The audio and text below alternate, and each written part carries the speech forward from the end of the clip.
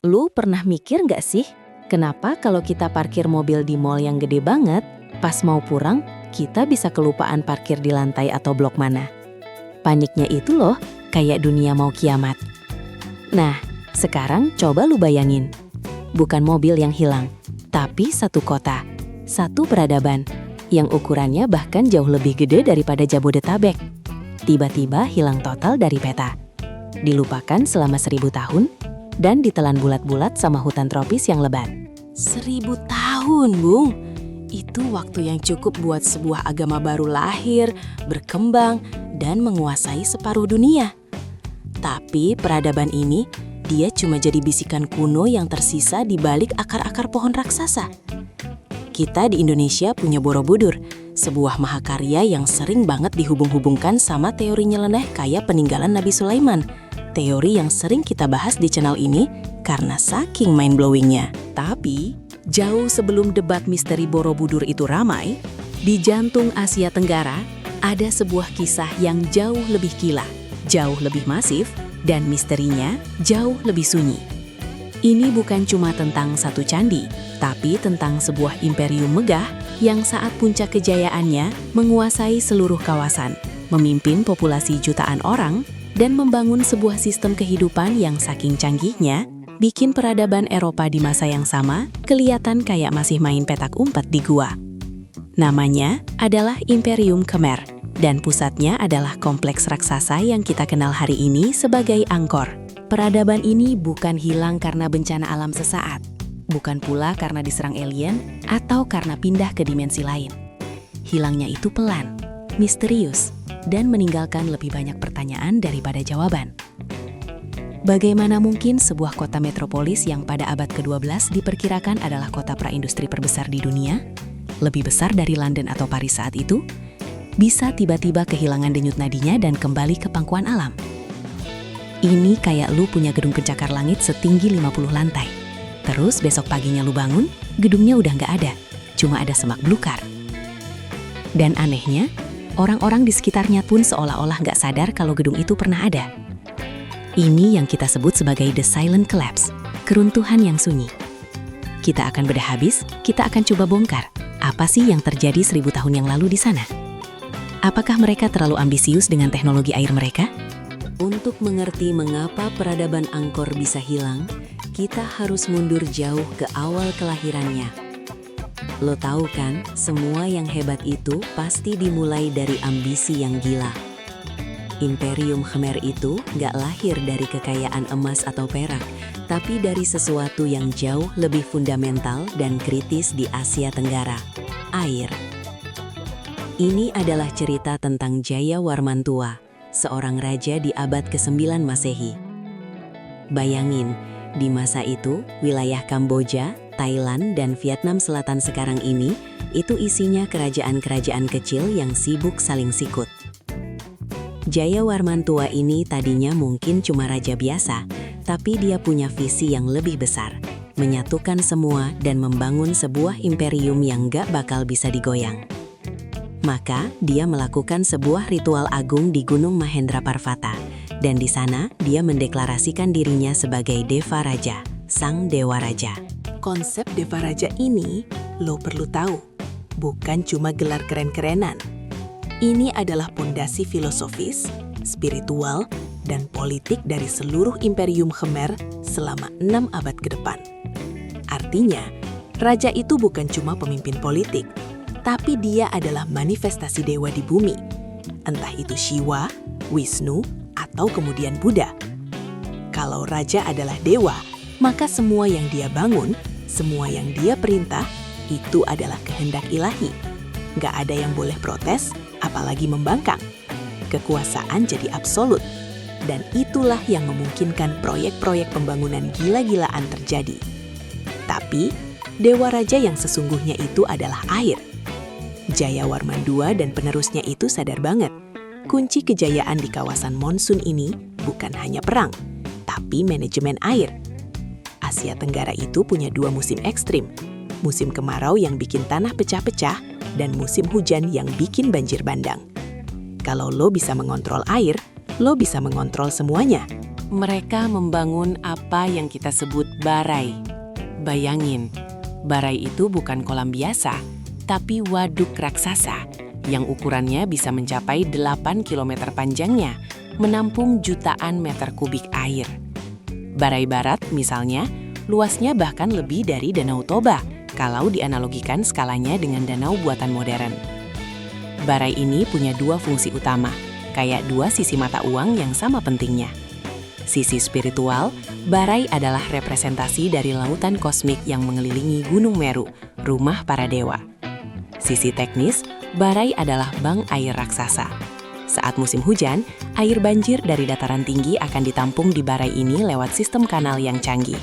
Saat musim kemarau, air ini dilepaskan secara teratur ke ladang-ladang di sekitar kota, memastikan irigasi tetap berjalan dan panen tetap aman. Inilah jenius tersembunyi Khmer.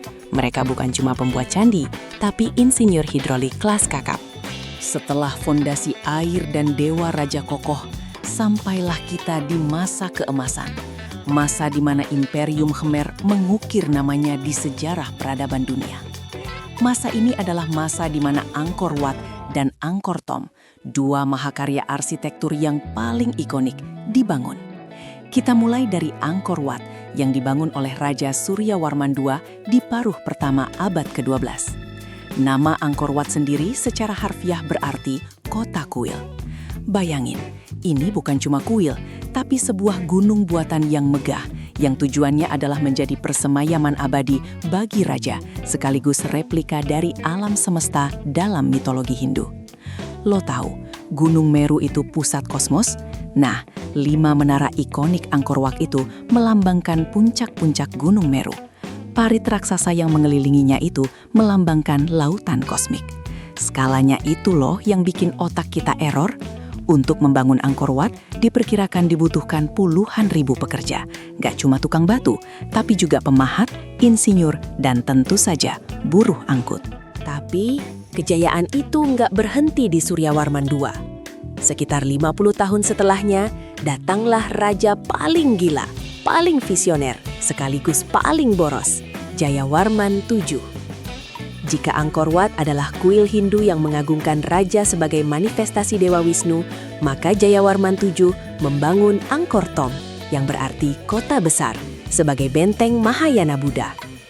Di tengah-tengah Angkor Thom inilah berdiri Boyon, kuil ikonik dengan ratusan wajah batu yang tersenyum atau memandang ke segala arah. Wajah-wajah ini diperkirakan adalah representasi dari Bodhisattva Lokesvara, tapi banyak yang bilang wajahnya juga mirip Jayawarman VII sendiri. Filosofinya jelas, raja ada di mana-mana, mengawasi semua rakyatnya, memastikan keadilan dan kedamaian terwujud di seluruh pelosok kerajaan.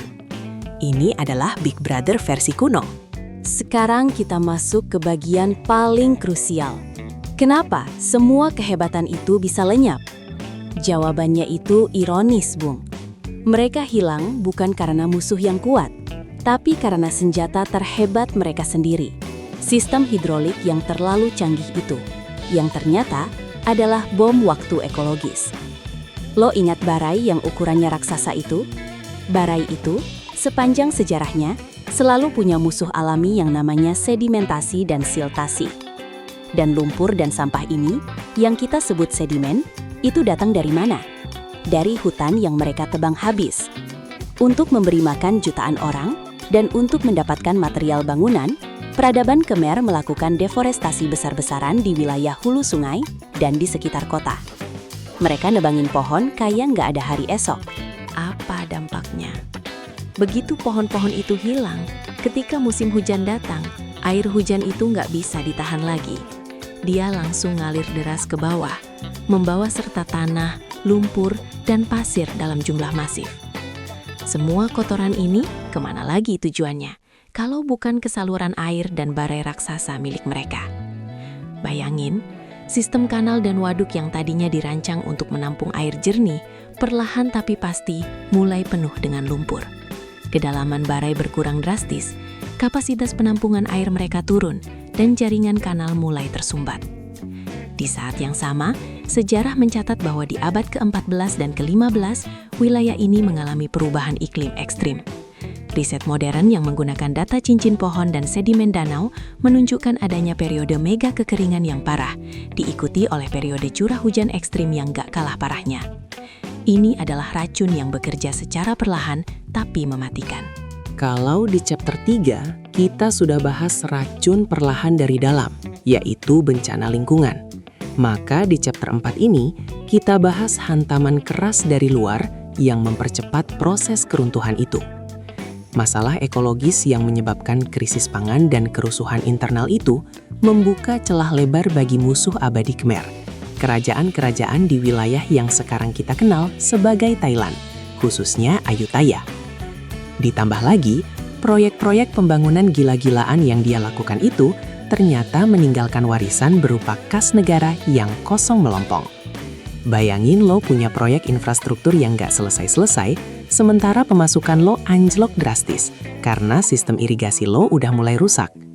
Ini namanya krisis ekonomi, yang di masa itu langsung berujung pada krisis militer. Di saat kekuatan militer dan ekonomi Khmer melemah, Ayutthaya justru lagi naik daun, kuat dan ambisius. Mereka melihat peluang emas di tengah kekacauan internal Angkor. Serangan-serangan ini bukan lagi cuma buat merebut wilayah, tapi buat menjarah sumber daya paling berharga, manusia.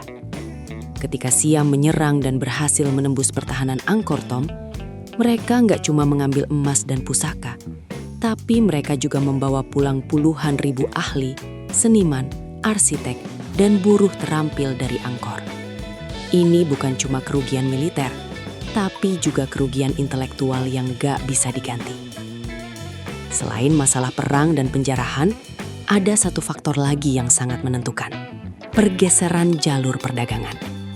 Kapal-kapal besar dari Tiongkok, Arab, dan Eropa mulai memilih berlayar melewati Selat Malaka dan pelabuhan-pelabuhan pesisir. Angkor, yang letaknya di tengah daratan, tiba-tiba menjadi terisolasi secara ekonomi. Di tengah semua kekacauan ini, ada satu keputusan penting yang akhirnya menyegel nasib Angkor sebagai ibu kota. Keputusan untuk pindah ibu kota. Sekitar tahun 1431 Masehi, setelah salah satu serangan Ayutthaya yang paling parah, para bangsawan dan Raja Khmer akhirnya membuat keputusan yang menyakitkan. Mereka meninggalkan Angkor Thom. Mereka pindah ke lokasi yang lebih mudah dipertahankan dan lebih dekat ke jalur perdagangan baru, yaitu ke arah Sungai Mekong, yang kemudian menjadi cikal bakal Phnom Penh. Dan inilah yang membuat Angkor, kota yang tadinya adalah pusat dunia, ditinggalkan. Selama berabad-abad, kompleks candi raksasa itu memang gak pernah sepenuhnya hilang bagi penduduk lokal Khmer. Titik baliknya terjadi di pertengahan abad ke-19, tahun 1860-an, ketika seorang naturalis dan penjelajah Prancis bernama Henry Mouhot menemukan kembali Angkor Wat di tengah hutan Kamboja. Gue kasih tanda kutip pada kata menemukan, karena orang lokal dan biksu di sana sebenarnya sudah tahu tentang candi ini. Baru pada abad ke-21, dengan kemajuan teknologi yang luar biasa, kita akhirnya bisa melihat gambaran utuh tentang betapa masifnya peradaban Khmer itu. Teknologi yang paling mengubah permainan adalah LiDAR. Ketika para arkeolog menggunakan LiDAR di atas wilayah Angkor, hasilnya itu bikin semua orang melongo. Yang mereka temukan ternyata bukan cuma kompleks candi yang sudah dikenal, tapi sebuah jaringan kota yang jauh lebih besar dan kompleks. Penemuan LiDAR ini membuktikan bahwa Angkor itu bukan cuma kota kuil, tapi adalah sebuah mega metropolis yang luasnya mungkin setara atau bahkan melebihi kota-kota terbesar modern di dunia.